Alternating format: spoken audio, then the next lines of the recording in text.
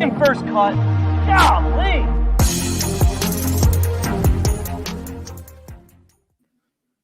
What's up, YouTube? I'm Greg DuCharme, joined tonight by Sia Nejad, and this is your DFS preview for the Travelers Championship. And so make sure you hit that like button and also hit subscribe.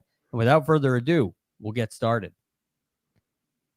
Welcome to the First Cut Podcast. I'm Greg DuCharme. No Rick Gaiman tonight. He is on vacation, and I will say we gave him a little bit of a hard time for it, but it is well earned. Rick does basically every single episode throughout the entire year of the First Cut, and we do quite a few episodes every single week. So it is a well-earned vacation. But tonight I'm helping out here along with Sia Nejad, who's always with us. So we'll give you a great show. We got a serial preview coming up, Sia, which I know you're excited about. We got our narrative lineups, and of course we'll take you through every price range from the 10K range all the way down to the 6K range. So Sia, what's going on?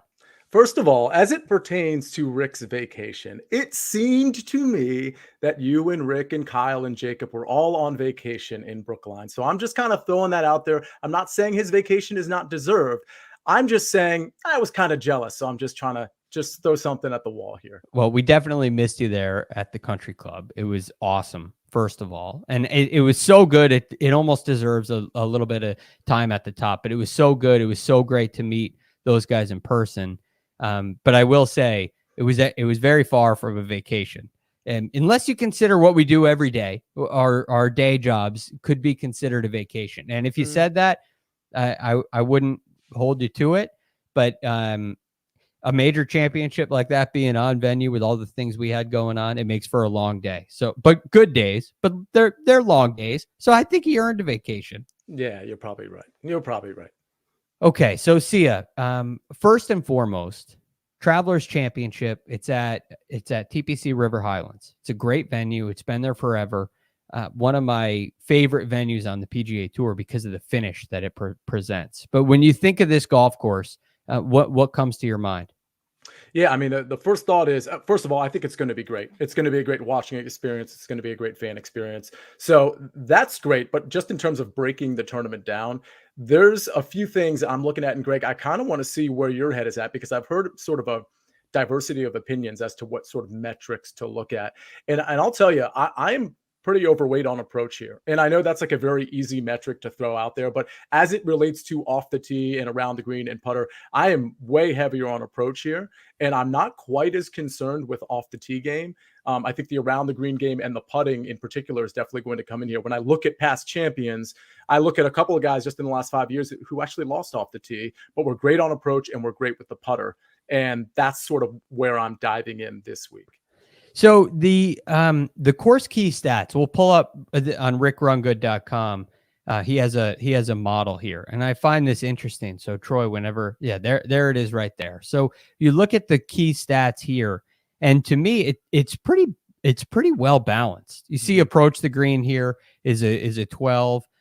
You got none of these are extraordinarily high. Off the tee is a 13. Approach is a 12. Driving accuracy a little higher than driving distance. Perhaps that has something to do with the length of the golf course. It's under 7,000 yards. Our third straight week with a par 70, and this one under 7,000 yards. So not overly long. I think that explains the little push to driving accuracy over driving distance. Tee to green is a pretty well correlated stat with just overall success on the PGA Tour. The weakest seems to be driving distance and strokes gained putting.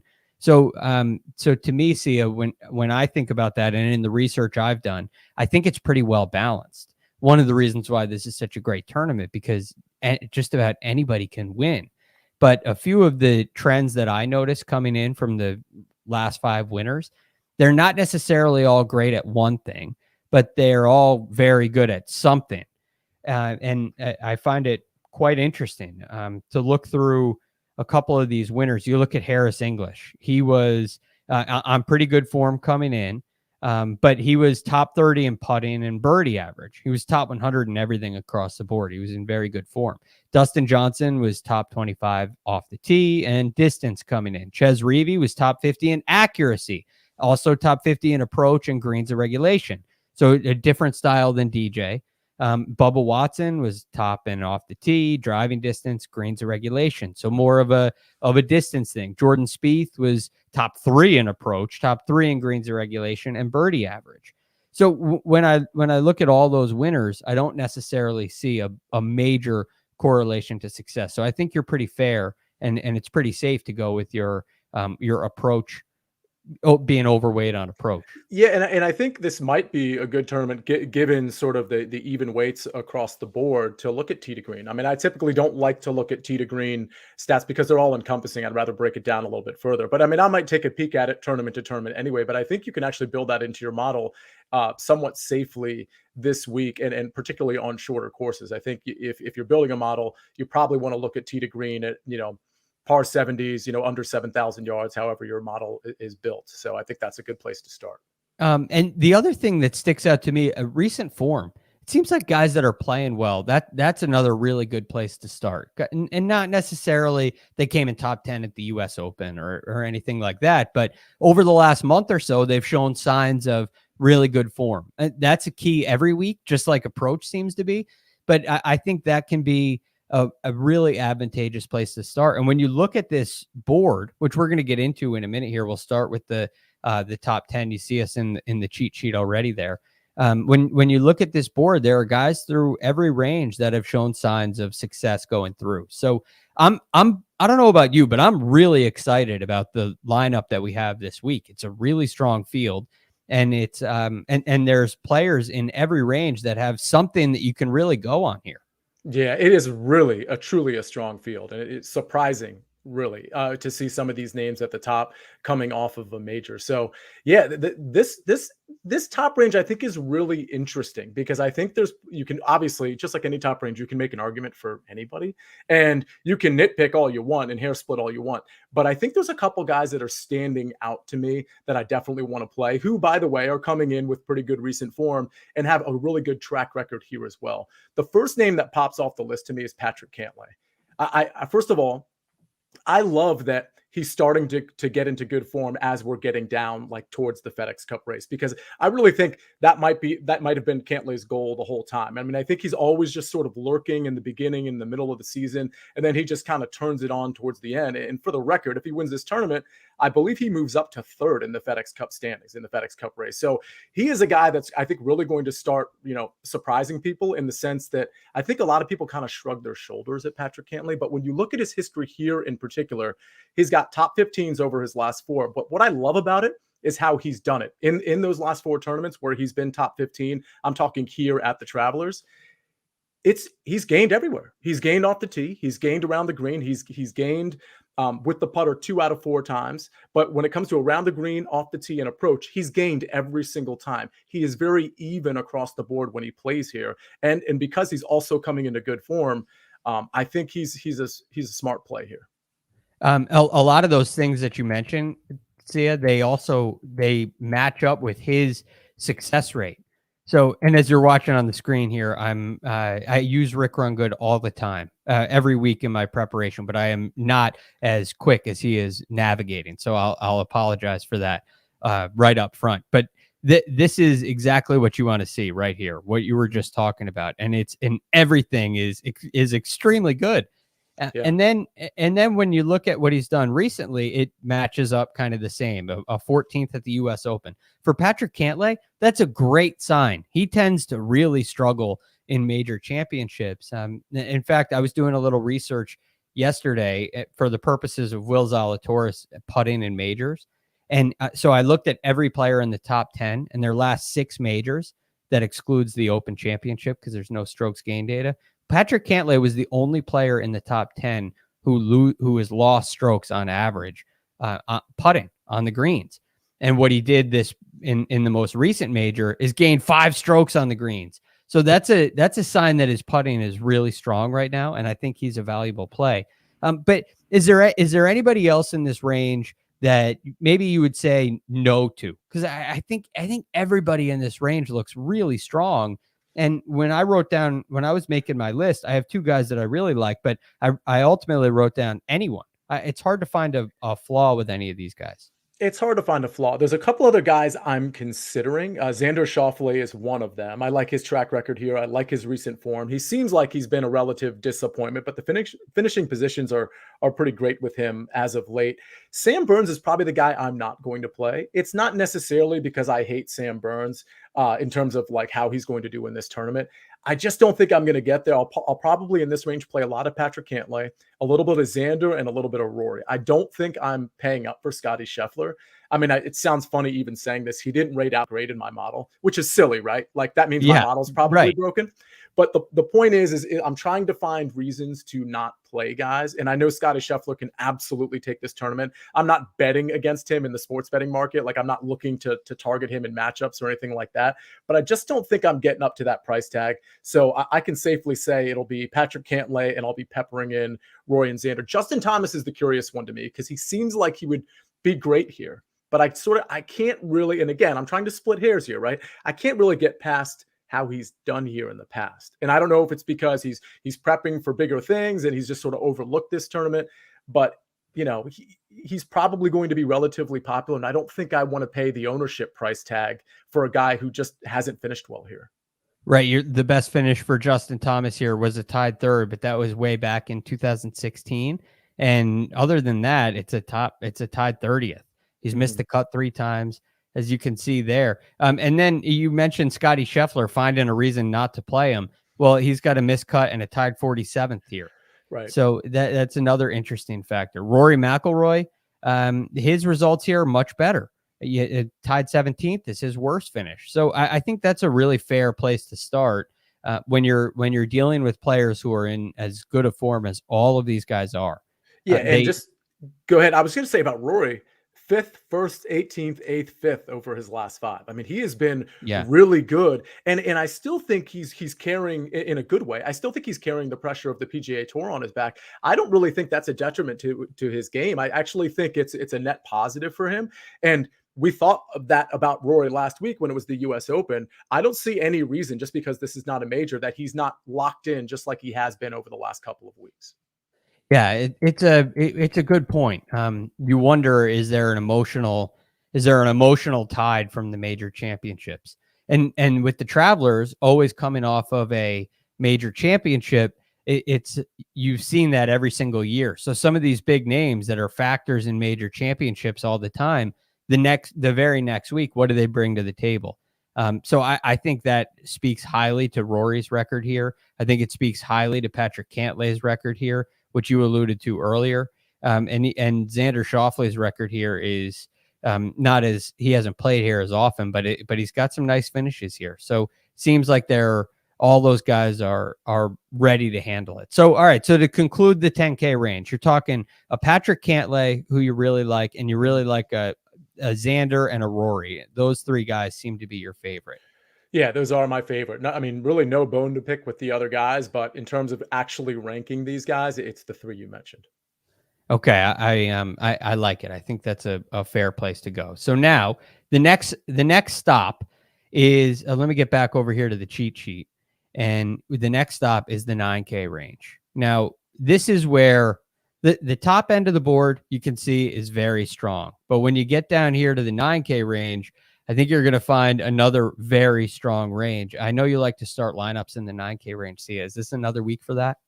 I think it is. So it's really interesting because I kind of swung and missed with my balance lineups last week at the US Open. But I think balance this week, I think you can go stars and scrubs because there's a lot of guys in the 6K range that I think are viable. But I think balance here makes a little bit more sense because this isn't as tough of a test. You're not going, like at the US Open, you had all the big time golfers with a few minor exceptions, all the big time guys up at the top on Sunday, because that is such a challenging course. It's just one of those things at majors, you usually see the cream rise to the top. But in this case, I think you can probably start in the 9K range and have some balance and maybe be a little bit different with your balance, because people are coming off last week seeing all the big names at the top, and they're going to want to try to load up with those big names because that's what worked last week, sort of a recency bias thing. So yeah, in this 9K range, there's plenty of guys I like, including Sung Jae Im, who, coming off a miscut, very disappointing to a lot of people because, like we referenced last Monday, he was going to be the most popular guy on the slate, and it turns out he totally was. I think this is a great course fit for him. I like him quite a bit. The other there's only one other guy I really like. And then I'd love to get your opinion on some other guys, because I think I could be convinced on a couple other guys. It's Tony Finau. I got to say, normally when I really like Tony Finau, for me, it goes poorly for me. Kind of like when I really like Xander Schauffele, it just goes poorly for me. Right. But this guy truly does check all the boxes. If I want to emphasize approach, boom. Around the green, boom. Putting, he's been great lately. Tee to green numbers, if you just want to do that all-encompassing metric, he's great there. I think this is a tournament he can actually win, even with this talent at the top. And I think he's been so close as of late, including a second and fourth place finish. Let's see, in 2 of his last 3. I think it might be time for Tony Finau. Well, I think there's a lot to that. You see all the green there, and there is a ton of green, and that's a sign that his game is in really good form. And the thing that really sticks out to me is what he's done with his putting. The Travelers Championship, he's missed his last 3 cuts here. Does that concern you at all? Yeah, it does. But Tony Finau is such an enigma to me that I kind of treat him a little bit differently than some of the other guys. But to your point, yeah, he's not a guy I'm like locking into any lineups. But the problem is I'm not super in love with this 9K range. So outside of Sung J M, like I definitely want to play a decent amount of Sung J M. I do like Tony Finau in spite of the missed cuts. Other than that, I think I need to be convinced on anybody else. So, well, Keegan Bradley is a really interesting one to me. Again, not necessarily my favorite, but you could see here how good he's been with his ball striking. It's just been phenomenal, and that's what you'd expect. But you're also talking about 3 of the last 4 gaining strokes putting, and he's still in that New England area. The big question was last week's U.S. Open, all the chance for Keegan Bradley, his great effort in that tournament, was it too much?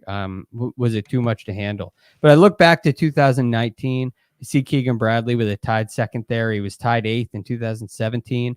And to me, he's starting to really round back into that form. You see a lot of these single digit finishes here. So Keegan to me is interesting. It was 7th at the US Open, tied 2nd at the Wells Fargo, 4th at the Zurich. And then you go 5th at the Players Championship, 8th at the Valero Texas Open. This has been a really solid year for him. And so he's interesting to me. He's very interesting to me too. What I think the question I have, and it's weird to say because he's 9,400, I wonder how popular he's going to be. Like I haven't had a chance to, and ownership numbers right now aren't exactly super accurate. It would probably be tomorrow where I'm really going to dive in there, but he is sort of the fan favorite, not just in Cromwell, Connecticut, but just in general, because he is kind of a hometown guy. Because all we heard about Keegan Bradley last week was he's wearing the Boston Celtics shoelaces and all this stuff. Like people want to root for him. They were chanting Keegan when he walked off the 18. Like, right. This is a guy people want to root for. And sometimes that translates into people rostering him maybe a little bit more than would be to my liking. So if he ends up being like 15% or above, I'm just not super interested. I think he has a great chance to top 10 here. I think he could also finish in 35th place. I think sometimes being the hometown guy, as we know, isn't necessarily a great thing. What's your tipping point line for him ownership wise? I think it would be 15%. Okay. So under 15%, you'll play him. Over 15%, you're going to say no, thank you. Yeah. And frankly, even if I play him and he's like 13%, I'm not going to play a ton of him. But I do like Keegan Bradley. I'll tell you what, the 2 guys I wanted to ask you about in particular was Seamus and Harold Varner III. 2 guys that I know Seamus Power is getting some love just sort of in that sort of the community that we live in, the space that we live in. I'm not sure I'm 100% sold on that, even though his recent form is great. And I feel like Harold Varner might get overlooked because anytime he's this high from a price standpoint, I think he tends to get overlooked. People like to play him when he's like 7,700, not 9,000. So I just wanted to know if you liked either of those 2 guys. Well, I wrote down a lot of names in this range. I think Jordan Spieth is playable. I think Joaquin Niemann is very playable as well. He's trending in the direction of a win. But Seamus Power is as well. And he had this great run early in the year.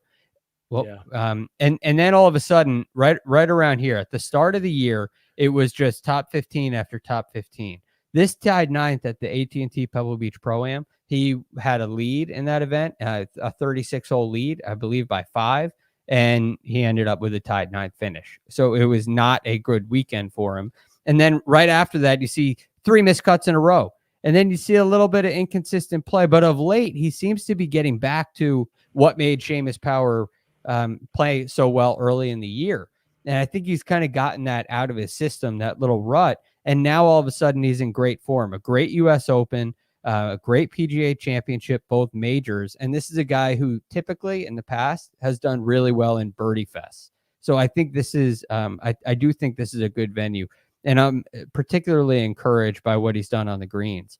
You see over a shot and a half gained on the greens in 4 out of the last 5. So that definitely piques my interest. Now, Harold Varner III is another guy that I think is an interesting play. He tends to be a little tough for me to figure out, and losing strokes putting these last 2 takes a little bit of the edge off for me. But I did think earlier in the year that this would be like he almost won somewhere earlier in the year. I'm trying to think of what event it was. I think it might have been, it wasn't the Canadian Open. It wasn't I think it was the Charles Schwab Challenge. Is that the one where he made like a really big number on late on Sunday? Was it the RBC? I think it was the RBC Canadian. Oh, that's right. Okay. RBC Heritage. He's in the lead. Oh, excuse me. RBC Heritage. Yeah. And somebody was asking, what's another good venue for it? And the Travelers was one that came up for me. I look at a lot of these really nice finishes. Players isn't overly long of a golf course. The RBC Heritage, not overly long of a golf course. RBC Canadian Open, not overly long of a golf course. And that seems to fit his style.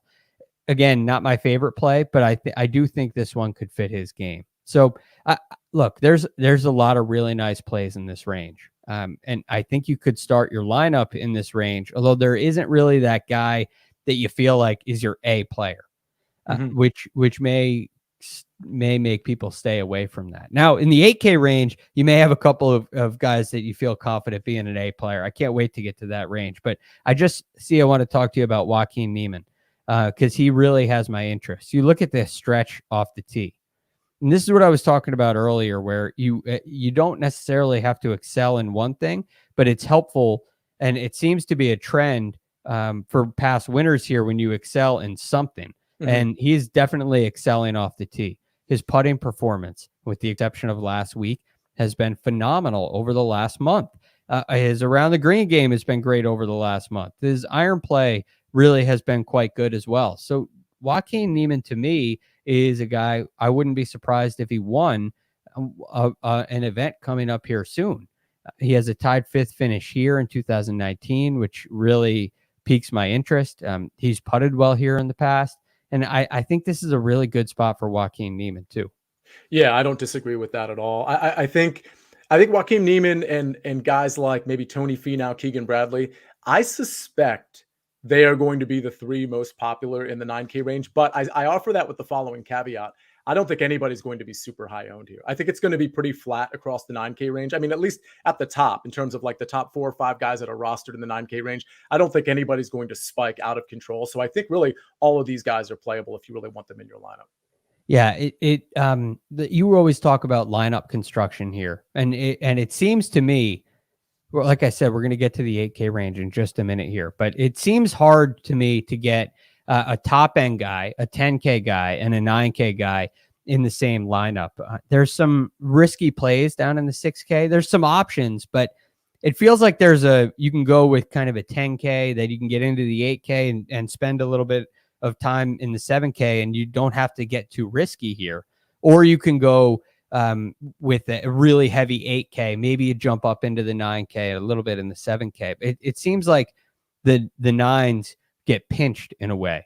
That's actually a good point. They may, because we're about to get in the 8K range. There's a lot of guys at the top there that people are just going to want to plug in. So to your point, because that 9K range might get pinched, it might be time to actually overload on that 9K range, depending on who you're picking, right? As long as they're not like super high owned. But yeah, from a roster construction standpoint, if you start there, or if you try to load up maybe 2 or 3 guys, and then you go scrubs the rest of the way because you don't have much money to play with at that point, you can absolutely do that. I actually think the 8K range sort of melts into the 9K range because there's so many guys at the top that you could put at 9K or 9,100. It wouldn't be a big deal. Frankly, I think the same is true for the low 7K range and the mid to upper 6K range. I think the differences, the margins between some of those guys that are like 7,100 and 6,500, I think those margins are really small this week. Right. And so again, this is a really well-balanced field, and I think lineup construction is going to play a huge part. And you'll see more of that as we get into this 8K range, which we're going to do. But first, we got to take a quick break and hear a word from our partners.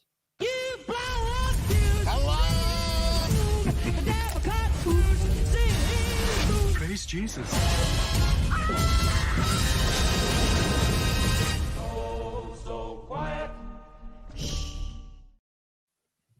And we're back. Now, I'm getting back to the cheat sheet here and pulling up this 8K range. We got Davis Riley at the top, Aaron Wise, Mito Pereira, Brian Harmon. Then you got Webb Simpson, Mark Leishman, Denny McCarthy, Keith Mitchell, Jason Day, and we rounded out with Jason Kokrak. See, you look at this range, there's a lot to choose from, even though it's not that big of a range. But what do you see? What do you like? It makes me want to smile because this reminds me of the 9K ranges that I usually like in terms of like, hey, I think, I mean, I'm not saying you should start a lineup here, but I just think if Davis Riley and let's say Mito, I mean, Aaron Wise is starting to get into the conversation. I think if those guys were 9,300, I don't think we would really say anything about it. I truly don't. I mean, Mito's coming off a missed cut, so there's that. But let's look at what Davis Riley has done. 31st at the U.S. Open. Prior to that, he could not. It was impossible. He was impervious to falling outside of the top 15. 13th, 4th, 13th, 9th, 5th, 4th. I mean, it's really amazing. I honestly think this is going to be a really popular range between Davis Riley, Aaron Wise, Brian Harmon. Even I think some people will speculate on Webb Simpson, even though he let us, me included, down last week. Denny McCarthy is going to start to be a popular guy. Keith Mitchell might pick up some steam. It might be time to play Jason Day, given his track record. The guys that I like, however, Davis Riley, I'm sorry, I'm not going to be able to lodge an argument against him. I think he's going to be pretty popular, and it's for really good reason. I mean, obviously, if he's super popular, then I'm happy to not play him in tournaments. Maybe I'll just play him in cash games. But this guy's been automatic.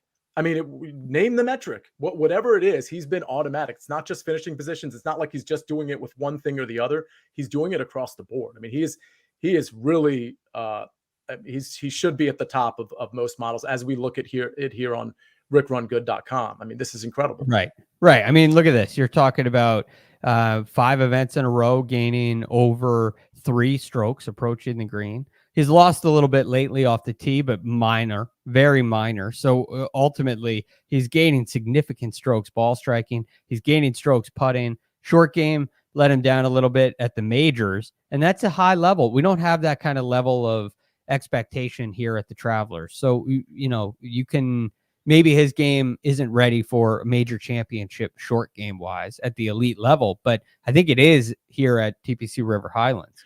And we also see that he spikes with the putter too. It's not like it's great that he gains 2 and 3, but at right. Mexico at the Vedanta he gained over 9. But then you go to March, I believe that's at the Valspar, he gained over 7. So This is a guy who can absolutely find a hot putter. He's shown it this year. And for the record, when he was finding a hot putter back then, that was back when he wasn't marrying the ball striking to the putter. Now he's doing both. So imagine a scenario.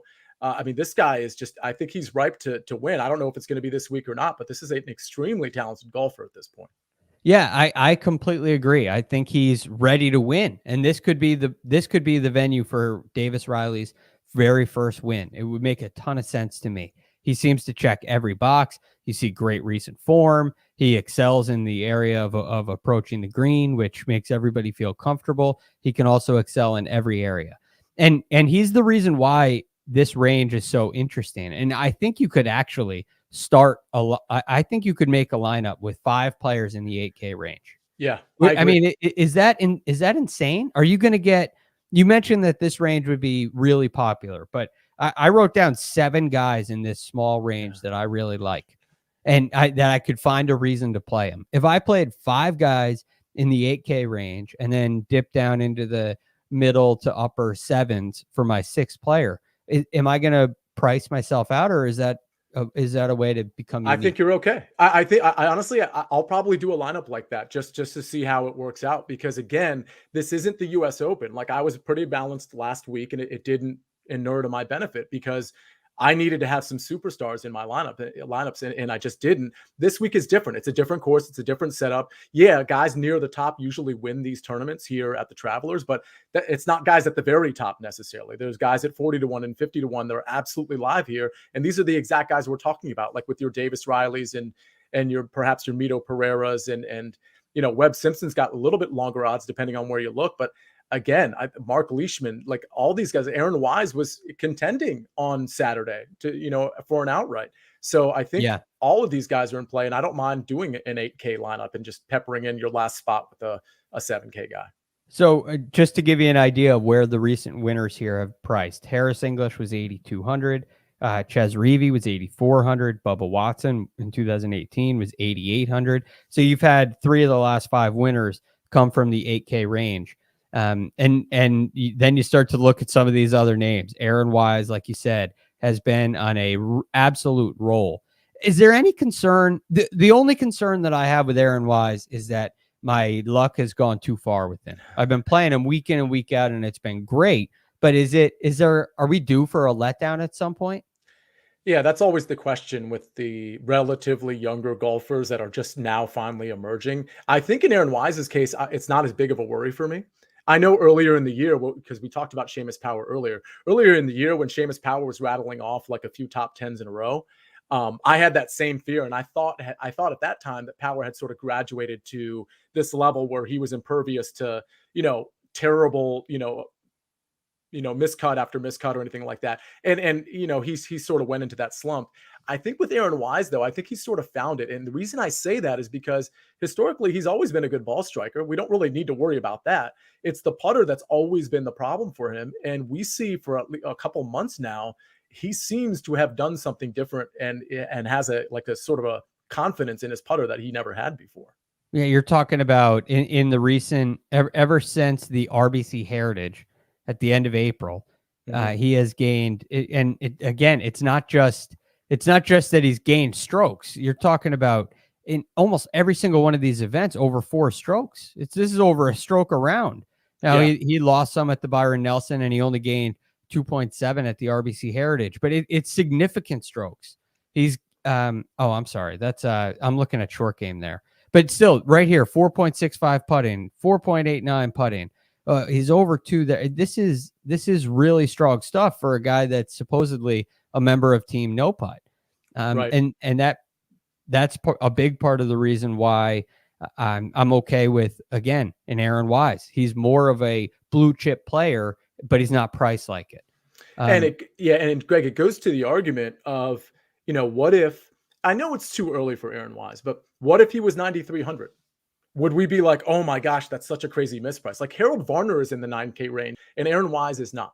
Like, should that be the case? I don't know. I don't know that it matters. But the reason I even bring it up is because sometimes we get married to these tiers. We're like, oh, I want a 10K guy and I want a 9K guy. And I guess I'll end up with 2 7K guys. Like it doesn't matter because a lot of these are just kind of like, especially in this tournament, a lot of these are just sort of like melting together. And we can't really tell the difference between a guy like Harold Varner that's 9,000 and a guy like Aaron Wise that's 8,800. And I think you can even further the argument and go up to like 9,300, 9,400 and go down to 8,600, whatever. Like the point is don't get married to the tiers. That like Aaron Wise is a great play, whether he's, you perceive him to be a lesser play because he's in 8K as opposed to 9K range. That's just not the case here. Yeah, and Mito Pereira is in that same conversation. I mean, I just pulled his sheet on the Holy Grail up here. Look at this string of driving for him. U.S. Open, again, U.S. Opens are extremely difficult, and I can give you a break for having an off week at a U.S. Open when we're talking about the Travelers. Look at what he's done approaching the green. It's week after week after week.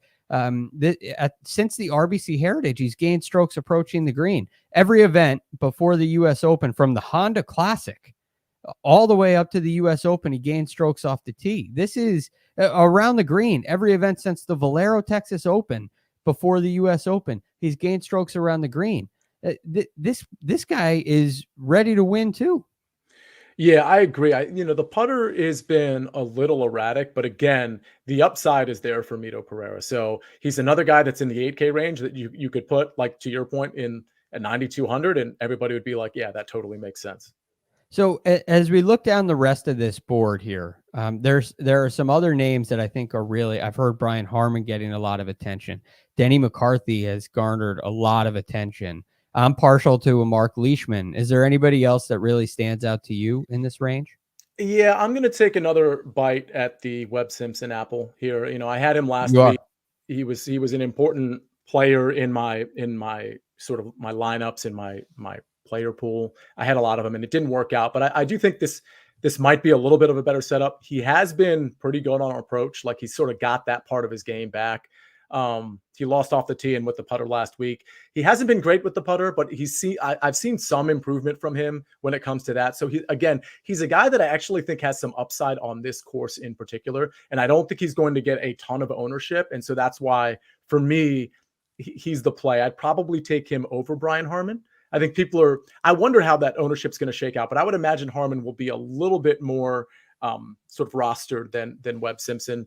Harman's got a fifth, a miscut, eighth, and sixth over his last four, which is pretty impressive. So for me, it's Webb Simpson in the 8K range. Beyond that, I would probably have to be convinced. I don't think I'm going to jump on Denny McCarthy. I'm undecided on Keith Mitchell. I don't think I can do Jason Day at this point in his career. I just don't trust it. Jason Kokrak is out for me as well. So in this range, it's probably just Webb Simpson, Aaron Wise, Mito, and Davis Riley. Yeah, the top three guys, whichever one fits in your lineup. I really think Davis Riley's set to win. I'm a little worried personally about Aaron Wise, and there's no good reason to be. I'm just wondering if my luck's going to run out with him. And Mito, I think, is a great play too. Keith Mitchell is another guy that I think checks all the boxes. I like what he's done with his putting.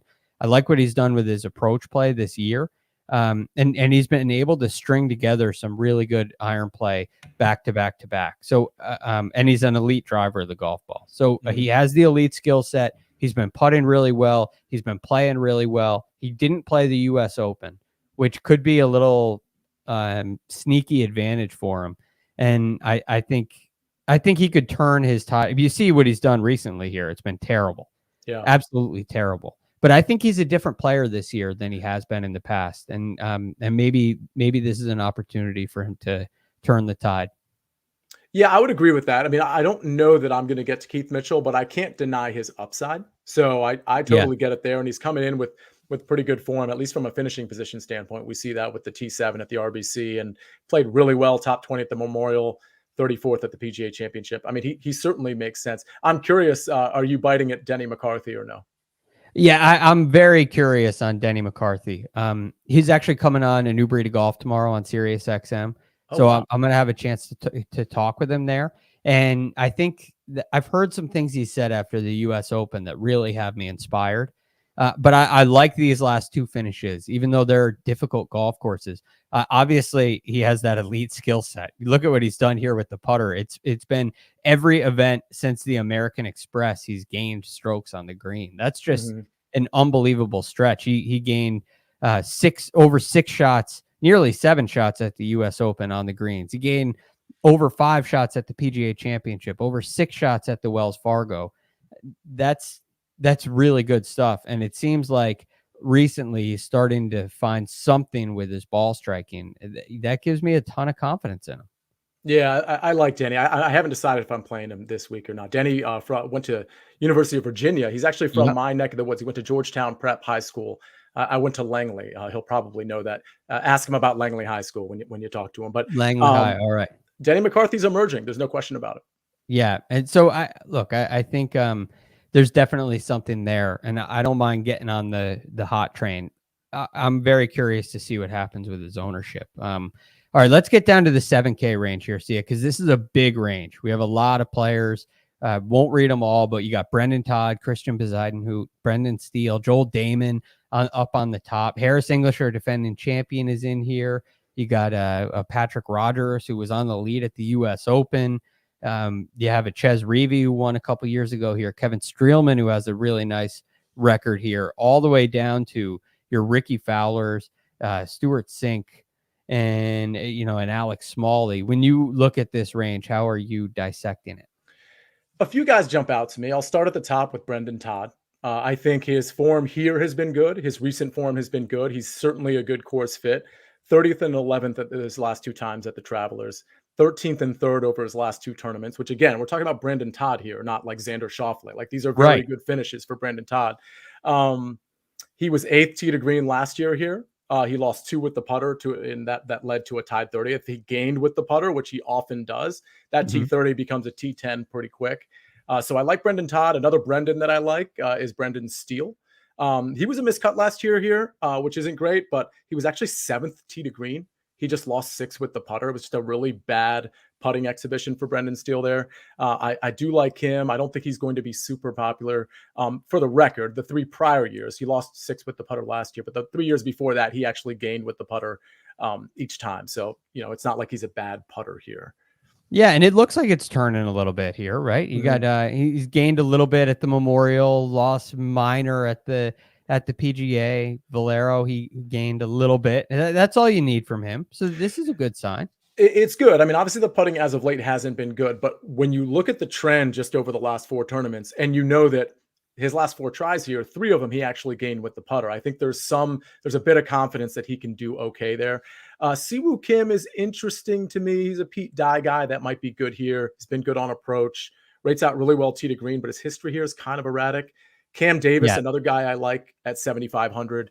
I think especially at a course where you are potentially clubbing down, Cam Davis has kind of flashed at courses like that. Tee to green, he's great. He makes birdies, which is probably going to be important here because I don't think the conditions are going to be prohibitive to high scores. He's good on short par 4s, which you're going to see a lot here.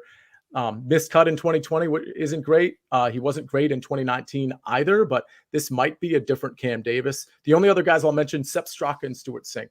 Straka was 10th here last year. He was 4th on approach, which sort of led to that 10th place finish. I think he's a guy that absolutely has upside, and he's shown it this year. So I think Cam Davis is an interesting one. I want to start there and dissect this a little bit. I have him up on the Holy Grail here. This has been a really impressive streak of approaching the green for him.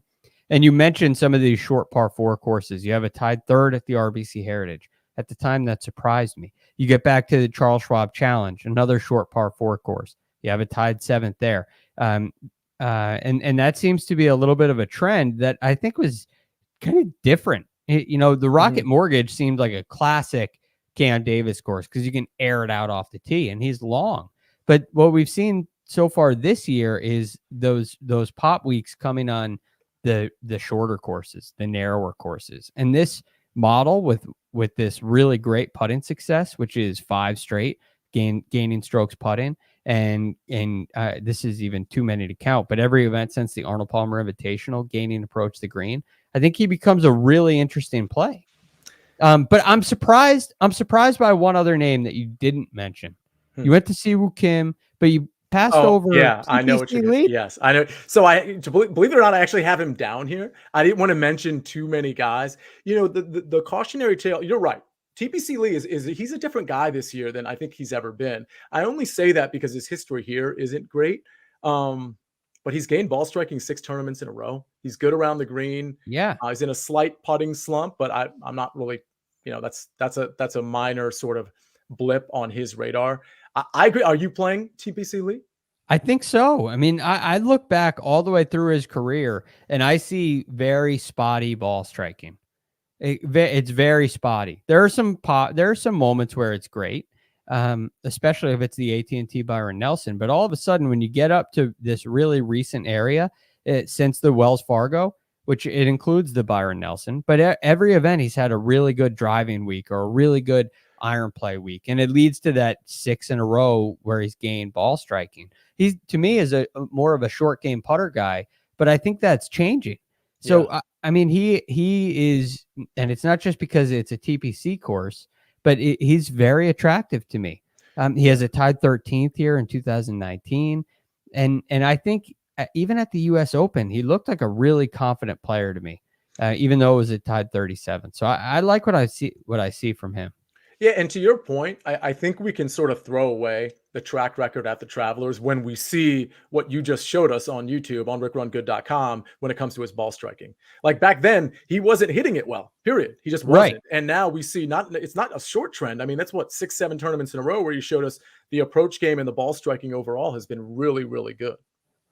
Ever since the middle of May. So I like that. And before we move to the 6K range, anybody else stand out to you here in the 7K, or you think you got where you needed to get to? Yeah, I mean, as we scroll down, I mean, Matthew Naismith, it's hard to deny what he did last week. And we know what he is classically. We know he's a good ball striker classically and that he's good on approach. So can he carry that momentum into this week? Probably, since he's been carrying some momentum by the looks of it since before the Zurich. Since the RBC, seven events in a row. Made the cut in 7 events in a row. Some so finishes, but he's gained strokes putting in his last 3. You know, he's a great iron player. Yeah. His name pops up definitely in some of those short iron things. So I think he's an interesting play. I think as sort of contrarian plays, I think I mentioned Sepp Straka. I think Lanto Griffin is interesting. I think a lot of people will want to play Nick Hardy, and I don't really have a problem with that. I'm not sure I'll be playing him, but I don't have a huge problem with that. But I think Lanto will be extremely underowned because people will want to play Naismith or Gim or Griot, Hardy, for example, Adam Long, maybe. I think there might be some contrarian plays down here if you want to dip into this range. Yeah. And you know, he has been putting very well. He didn't putt very well at the US Open. He lost a little bit at the Memorial. The greens here are the defense, but they're not at the level that you saw at the Country Club. They're not the level that you see at Muirfield Village. So when you look at, he had 5 straight events before that where he gained strokes putting. I think that's more of what you're going to see out of Lanto this week. So yeah, he could be a nice little pivot play. I think Doug Gim could be a nice pivot play too, but we got to continue. We got to continue on our way here down to the 6K range. But before we do, let's take a quick break and hear a word from our partners. And we're back. Okay, Sia, the 6K range, another big range. There's a lot of opportunity here, a lot of names. You have starting out right up at the top, you have Danny Willett, Eric Van Rooyen, Martin Laird, Russell Knox. And I know we always like to go down and look at min price here. Who do we have in the min price? Ryan Brem, he won earlier this year. Richie Werenski. Wow, min price. I'm not going to whisper his name this week. I've done that in the past. You got Will McGirt. Will McGirt is higher than Richie Werenski. Wow, that is surprising. I'm playing Richie Werenski out of spite for that price. I mean, he's been really bad. I'll pay him like a $3 lineup, full disclosure. But you got a bomber here and Brandon Hagee. Yeah. Paul Barjan down here. He excels in something. Jim Herman. Yep. My guy. Yep. You love Jim Herman. I love Jim Herman. We know all right. So you're going stars and scrubs. We just found that out. Well, there are some scrubs I do like. You know, what's really interesting to me is Joseph Bramlett, who is on the Kyle Stanley spectrum of putting, but has been ball striking it like you read about. I mean, just last week at the US Open. Like Kyle Stanley. Like, exactly. Except even like a little bit better. Last week, he was 2nd tee to green. He was 4th on approach. Last week at the US Open, he lost 9.75 strokes putting. Led the field in losing strokes putting. And so I go back and I look at his That's putting not leading prowess. the field, Sia. That's last in the field. Well, it's all about glass half full, Greg. That's what it's all about. SL putting, strokes lost putting. Yeah. So what's interesting is, I mean, this is a track that it might even be worse than Kyle Stanley's. I mean, he is consistently losing with the putter, and because, listen, if you're going to win a tournament, you're going to have to be hot with the putter, whether it's here or anywhere else. But, you know, spiking with the putter here is definitely like a prevalent thing. And he seems to have no ability to do that. So he's right. 0.92 is a spike week for him. Yeah. I had a stat. Okay. So last time he gained more than 1 stroke putting was at the Barbasol 11 months ago. Yeah. And that is a very isolated statistic. It is a complete mess with the putter before and after that. Yeah, I don't even know where Rick got that from. I don't even think they keep strokes gain stats at the Barbasol. So that one really comes into question. Before that, you go back to the AT&T Byron Nelson. He did come and tied 7th. He gained 2.5 strokes putting. I don't know what happened because that one sticks out like a sore thumb. Yeah. But he excels in an area. He's very long, and perhaps that's an advantage for him. Yeah, I just brought him up because I thought he was just kind of an interesting guy to bring up because he did certainly flash last week and has been pretty good with the ball striking. But the Yeah. guys that I'm actually going to play, one guy I'm considering here is Andrew Putnam. He was pretty good at the Travelers last year. He was third on approach in the field. Charlie Hoffman at 6,500 seems to me like Charlie Hoffman is starting to make a comeback where we're starting to see signs of the old Charlie Hoffman that we saw like kind of at the beginning of and middle of 2021. He's improving on approach. He makes birdies. He's got a good course history here.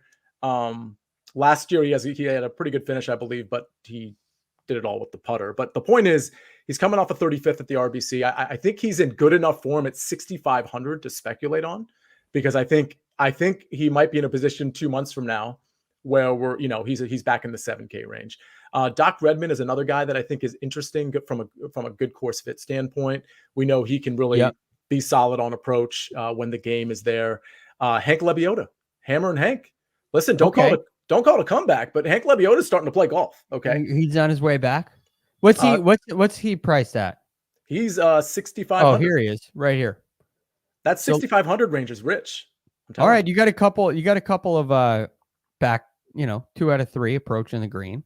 Couple of nice performances around the green. He's putting a little bit. All right, I see something. I could see where you're coming from there. And he's got you're early on him, but I like it. And I mean, he's got 3 made cuts here, including a 5th in 2021. So clearly, of course, 2021, that's when he was sort of like starting to really hit it well. If you remember, he had like a 3-month stretch where things were really going well for him. And then towards the end of the year, I know he had some family stuff. He had to withdraw from a tournament and really, frankly, hasn't been the same since. But we're starting to see him come back a little bit. He's made 4 or 5 cuts. 5th place finish in 2021. Kelly Craft at 6,200. Listen, we're kind of like really like taking bombs here, but he's also made 3 out of 4 cuts. He was 13th at the RBC. Did a lot with the putt at the RBC, full disclosure there, but he did gain across all metrics. So again, at 6,200, am I really confident about playing him? No, not really. But if you wanted to dip down to that range, but again, and you have Hayden Buckley highlighted. A great guy. I think that's a good play too.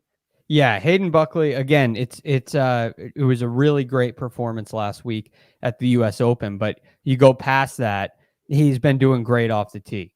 He's excelled in his ball striking, and this kind of looks like that profile of recent winners here. And we don't even need a win out of him at 6,500. We need a made cut. And I think he found something with the putter. He changed putters. He altered the grip a little bit. He changed the way he holds it. And all of that can give a player confidence. And what he did at the US Open has to give him confidence. So I really like him as well. And then the other guy that I liked, Sia, and I think this might be chalky, but I was really impressed when I looked at the number, and that's Adam Svensson. You look at what he's done lately, and it's some nice finishes, right? 4 made cuts in a row, tied 21st at the RBC Canadian Open, gained in 3 straight off the tee, gained in 4 straight on the greens, and 2 of 3 approach. I mean, this is a really steady profile here for a guy that at 6,800. Yeah, and it's the putter that I think would capture everybody's attention, because if you asked about Adam Svensson, everybody always says, well, yeah, he can get really hot on approach. The ball striking can be good, but the putter is going to get in his way. 4 tournaments in a row. I mean, that's enough of a trend for me to speculate on him at 6,800. And to your point about being chalky, it's the 6K range. Nobody's usually like super chalky anyway. I mean, so in the chalk in the 6K range would be like maybe like 6 or 7% perhaps.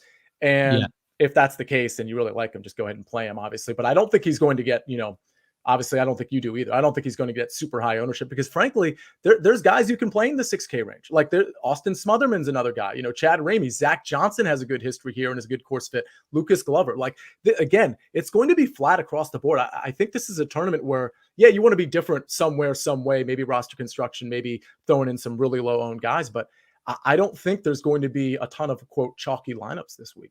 Yeah, I think there are so many options across the board here. Yeah, it's a cool week because you don't have a really important aspect that everybody's going to be targeting. Long drivers, right? You don't have that area to worry about.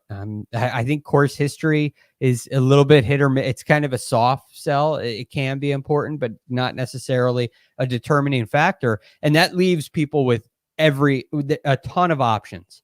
And within price ranges, there are guys with really similar profiles. So I think you're right. I think you can kind of feel this one out and construct a lineup that you feel safe about. There are a ton of options. And hopefully some of what we talked about tonight helps. So Sia, unless there's somebody else you'd like to get to here in the 6K range. By the way, I think Adam Schenk is a really solid play as well. But unless there's anybody else that you're interested in, we have a list. We have a couple lists to get to. No, I think that's it. Hey, listen, anytime I cover Hank Lebioda, that means my list is complete. I'm done. Okay, got it.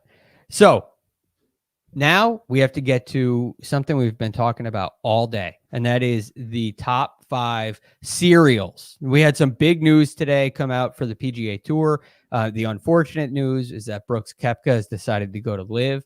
The speculation was running rampant that Colin Morikawa was next to go. And he decided, he said afterwards, no, I'm not going, and I'm going to go back to pouring cereal in my milk. Going back to breakfast. That's a topic for a different day. But Sia said, hey, why don't we do in honor of Colin Morikawa, who really made my day today. I'll just say that personally, he made my day, and he filled me with so much hope.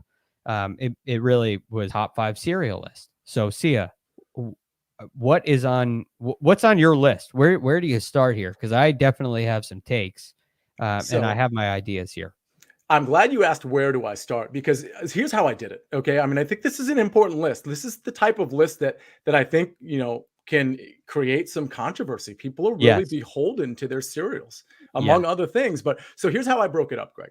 And you don't know this. We didn't talk about this beforehand, but I've got my top 5 cash game cereals, and I've got my top 5 tournament cereals, and then my overall top 5. So where do you want me to start?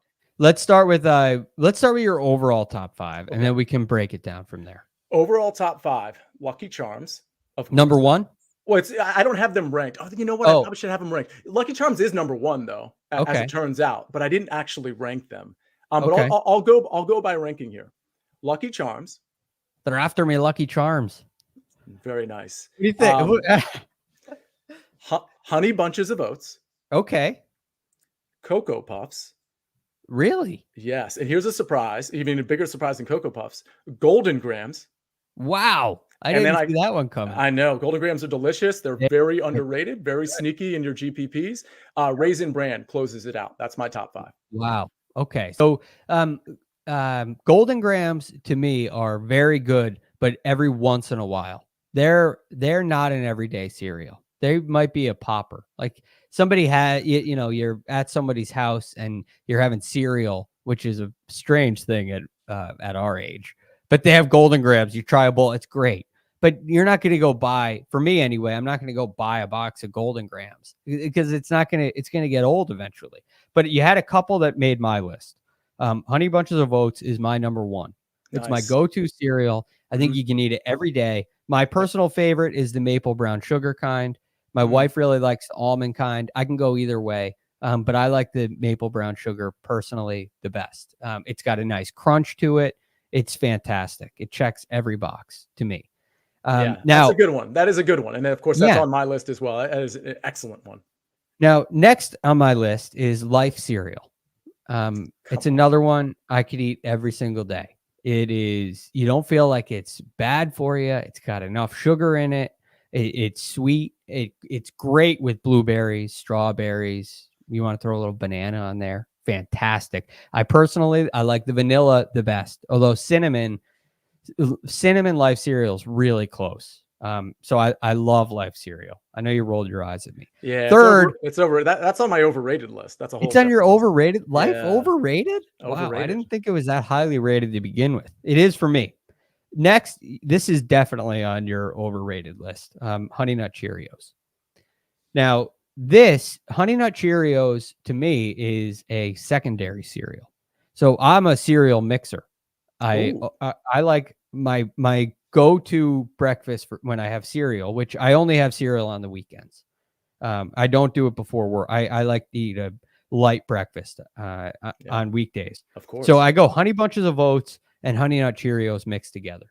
And it's a combination made in heaven. And I throw blueberries in there, sometimes strawberries, but mostly it's just a nice, healthy handful of blueberries. And I will tell you, I will tell you that on Twitter, when we put this out there, there were a lot of responses. And by the way, you can still respond. It's on my Twitter. Oh yeah. I think Greg, you might have retweeted it as well. So it's on Greg's as well. But Honey Bunches, not Honey Bunches of Oats, Cheerios, Honey Nut Cheerios specifically was like a very popular one. And for the record, that's one of 5 that are in my cash game lineup. Just saying. Okay. Yeah. Yeah. Yeah. It's safe. It's simple. It fills you up. It's fantastic. But I'm not having a bowl of Honey Nut Cheerios. It's a secondary. It's a mixer to me. I would also put Chex in the mixer lineup. I think it's a great mixer for a cereal. And there are a couple others. But next on my top 5 is now I get into some little kid cereal because it's just great. And there's 2 that I really like. One, Lucky Charms, also on your list. Yes. Lucky Charms. And the next is Captain Crunch. I think Captain Crunch is fantastic. No, everybody I don't get the Captain Crunch thing. I think it tastes bad. I think it's too hard. It's too rough. I don't know. Go ahead though. I'm sorry. Yeah. No, that's my 5th. So I like the crunchiness of it. I don't like soggy cereal. That's my big problem with Wheaties. Wheaties, they get so soggy. It's not even crunchy. It's hard to chew. It takes forever to eat them. And so by the end of the bowl, you're dealing with mush. It's too absorbent. Captain Crunch is not absorbent. You get to the last bite and the last little bits of cereal float to the top because they haven't absorbed a thing. Probably a sign it's not too healthy. But every once in a while, I'm okay with it. When it's impervious to like any sort of liquid, then it's probably coated in sugar, like your Frosted Flakes or things of that nature. That in the Honey Bunches of Oats, it has that sort of integrity to it that it doesn't actually get soggy, whereas Raisin Bran does get soggy ultimately. Right. Yeah, Raisin Bran becomes mush, and that's a problem for me. I'm also not a huge raisin guy. When raisin's the first name in the brand, that's also a problem. But anyway, so I need to hear a cash game lineup and then show me a GPP. Okay, and for the record, we reduced this. I reduced it to 5 instead of 6 because we're not supposed to give out lineups, right? So I wanted to make sure that you gotta pick the last one yourself here when you're putting in your DK lineup. But so top 5 cash game. Okay, so we got Cheerios. We talked about that. Honey Nut specifically. Lucky Charms standard. I mean, these are go-tos. Made cut equity all over the place. Raisin Bran I put in there. Frosted Flakes I put in there. Frosted Flakes super popular. And I put in cornflakes. I know, like, listen, I know cornflakes. Yeah, because I think they're solid. I think they're like sort of the Brandon Todd, if you will, or the Brendan Todd, if you will, of the cereal group. They're going to make the cut. They're a cut maker. They're not necessarily going to get you top 20, but every once in a while they will. So I think cornflakes is a good way to round it out. And that sort of speaks also to the non-sugar demographic as well.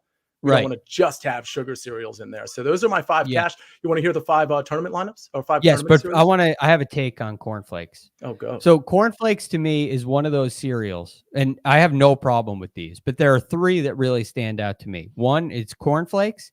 Chex is another one, and the last is Rice Krispies. And those 3 cereals are fine, but to me, when I was growing up and I would eat those, I need a little spoonful of sugar on top and definitely fruit. That's where it's basically a fruit salad with cereal in there. And it's great for that. It's a different experience. It's not pure cereal. I'm not having just a bowl of cornflakes. I'm not doing that, but I'll play with that a little bit. And it's a great filler for that. Brendan Todd. I totally get that. It's a completely fair description. Yeah. Okay, so now let's get a little risky here. Let's get to our GPP lineup. So let's try to win it all. We're trying to win it all. We're going to start with Golden Grams. So underrated. Plenty of upside. Okay. Top 5 equity for sure. Cinnamon Toast Crunch. Wow. Cinnamon Toast Crunch is one of those that certain people, they taste it and it's just like that's their go-to from then on out. Yeah. So, you know what? I could replace Captain Crunch with Cinnamon Toast Crunch. It checks every box. Yeah. So like take Captain Crunch out of your lineup and throw in Cinnamon Toast Crunch. I think that's the play. The next one we talked about, Honey Bunches of Oats. So strong GPP play. I mean, I think maybe you could consider that a cash game play. I'm still going to roster it in my tournament lineups because I just think we've got like top 10 equity there for sure. Cocoa Puffs is another one. I think people like to talk about Cocoa Krispies. They like to talk about other Count Chocula and all this stuff. I think Cocoa Puffs are like the gold standard. Speaking of like sogginess and lack of sogginess, I think they have like the perfect sort of formula there. And then finally, it's just too chocolatey for me. It's like dessert. It's Cookie Crisps. Well, you're not. Which my wife tweeted. She put it on. Okay, go ahead. You're not going to like my last one then. It's Cocoa Krispies.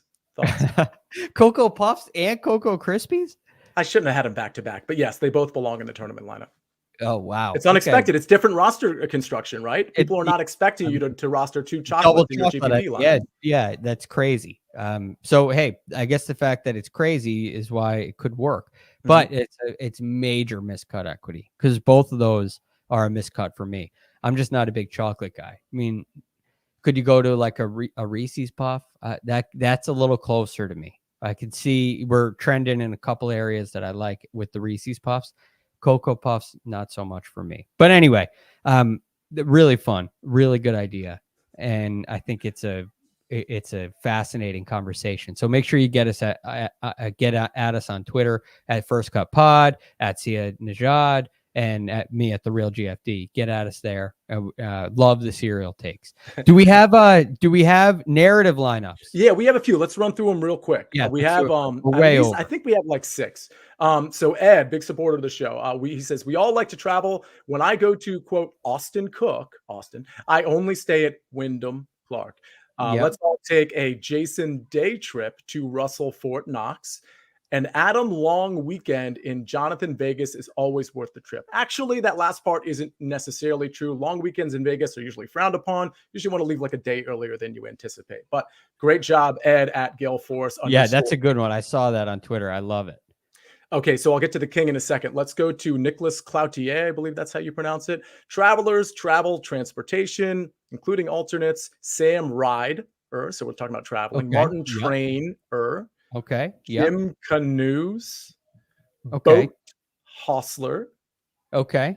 Jason Holiday, because you travel on holidays, right? Yeah. And this is clever, right? You want to try this one? Yeah, Rory McIlroy. That's not bad, yeah, right? That's really good. That's clever. Jim Canoes, we changed the spelling. It definitely makes sense. Okay, I like it. That's clever. Very clever. All right, John Markowski, our champion, the belt holder. I mean, he's getting to the point. It's like young Tom Morris, who won 3 Open championships in a row and took the belt. I mean, this is kind of what John Markowski is doing. He's going to end the whole tournament because we're going to lose our belt. So time travel. This is the time traveler lineup. Time traveler, Doc Brown Redman. Okay. Frequent traveler of the basketball, Ben LeBron James. Okay. Ben James. Frequent business traveler, Sung Jae. I'm in first class. Okay. I like that. Sky traveler, Maverick McNeely. Maverick. Love that. Definitely makes sense. Former stadium to stadium traveler, Tommy Fleetwood Mac. Nice. Yep. Fantastic. And space traveler, Patrick Buck Rogers. Old school reference. Greg, you might not get that reference. 80s sitcom scenario. Yeah. That is a really good pool by John right there. It is. He's top class.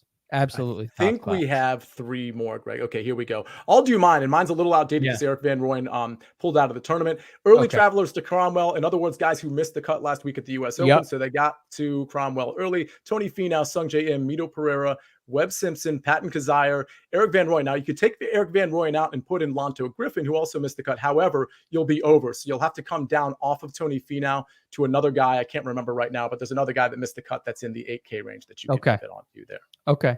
So we got to come up with a couple pivots for yours, but I like the early travelers lineup. Now this is, I think that's Ishan, Travelers Championship. So let's travel around the world. Cantlay, North America, Neiman, South America, Sung Jae, Asia, Seamus Power, Europe, Mark Leishman, Oceania, Christian Bezuidenhout, Africa. All right. So we touched every continent except, of course, Antarctica. Better yet, what's your best lineup with one from each continent? That's a really good idea. I like that. And for the record, this one is not going to actually fit in terms of being under the 50K, but still a good concept. I think he put that out before pricing came out. And then finally, Greg, we have, I don't know if you watch the Gilmore Girls. If you do, you have to read this one, but this is from Riku Mukherjee. Well, I don't watch it, but I have seen it. So you watch it then. You just don't want to admit it, just like Riku did here. His wife makes him watch it. Is that what we're doing, Greg? No, my wife doesn't make me watch it. I haven't seen it in years. My sister used to make me watch it. And I'll tell you, it's one of those shows you know, I can't believe we have to watch this. Next thing you know, you're watching it. So I totally get that. I'll read it if you'd like. Yeah, because I don't watch the Gilmore Girls, so I don't get these references at all. The all Gilmore Girls lineup. The show takes place in Connecticut. Okay, these are actors or characters from the show. My wife made me watch it. LOL. Scott Patterson Scheffler. Okay. Scott Patterson. I think I remember, like I said, we're talking about 8-10 years ago here. Rory Gilmore McIlroy. Rory is the daughter, I believe, basically one of two main characters. Siwoo Lane Kim. Lane Kim. I don't know exactly who that is. Luke Danes List. Okay, Luke Danes, I believe, is one of the guys that one of the girls dates. Suki St. James Han. It sounds familiar. I can't put my finger on it. Taylor Deuce Moore. There's a Taylor Deuce in there. I can't remember that one either. But there's a couple that I know, so it's clever. And I assume, look at, and my favorite part of this one is Jacob's comment on there. Yes. Jacob's a Gilmore Girls fan. So maybe he could explain some of those references for us a little bit later. But that's it. Great job again. And you can still tweet at Sia Nejad to get more of those in there, because they're every single week. It's one of our favorite parts of the show. Sia, any final words? I'm excited about the Travelers. It's a talent-laden bunch, and I think it's going to be really interesting. I feel like we got a good beat on this. So yeah, I think so too. I'm happy about it. There's a lot of areas where it feels like you can't go wrong, kind of like a major championship build where it's like, well, I can do anything I want here, which I really like that. But, you know, stick to your script. Don't be afraid to mix it up. Don't be afraid to take some chances. There are a lot of guys that check all the boxes. That doesn't mean those are going to be the guys filling up the top of the leaderboard. So just like, a GPP cereal lineup, you want to put Cocoa Puffs and Cocoa Krispies in there all together. Don't be afraid to do it. It's a little risky, but that's why we played the game. So, Sia, thank you again so much for joining, all your hard work. It was fantastic. That's Sia Nejad. You can follow him on Twitter at Sia Nejad. I'm Greg DuCharme. You can get me on Twitter at TheRealGFD. And a big thanks to Troy behind the glass for all of his hard work putting the show together. And of course, Jacob, who is our who's still overseeing the show. He's just he's getting busier, and he does such a good job. That's what happens, and the same will happen for Troy with the job that he's done as well. So I'm Greg DuCharme again. Thanks so much for listening, and we'll see you next time.